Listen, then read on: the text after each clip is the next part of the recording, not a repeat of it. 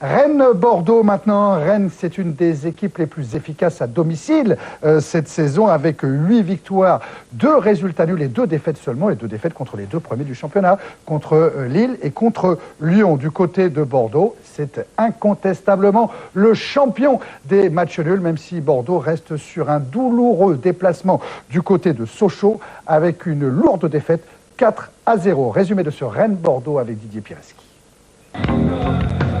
Des Alpes à la Bretagne, Raymond Domenech a quitté son stage à Tignes pour venir observer ses internationaux Rio Mavuba et Kamel Meriem. Les Bordelais se déplacent à Rennes, véritable terreur à domicile, 17 points pris sur 21 possibles depuis 3 mois. Une aisance confirmée dès la 16e minute par ce coup de tête de Wadou.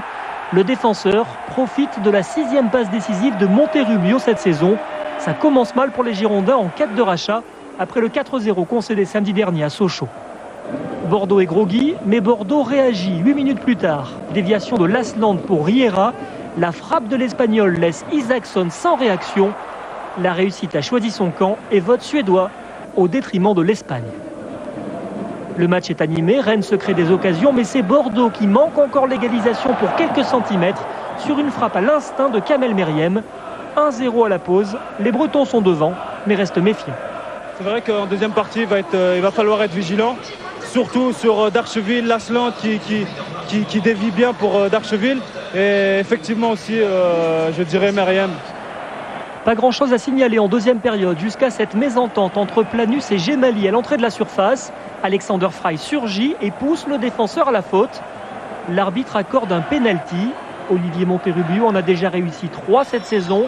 Il s'élance pour le 4e et signe son 7e but en Ligue 1. 2-0, Michel Pavon est résigné. Ses joueurs ne reviendront pas.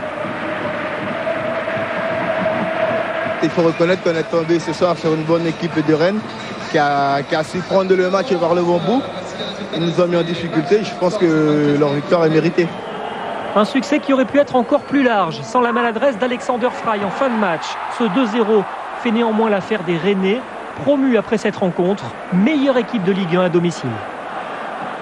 Attention quand même, parce que Rennes a déjà joué 13 fois à domicile, Auxerre n'a joué que 11 fois et les joueurs de Giroud sont juste derrière dans ce classement assez particulier des équipes les plus efficaces à domicile.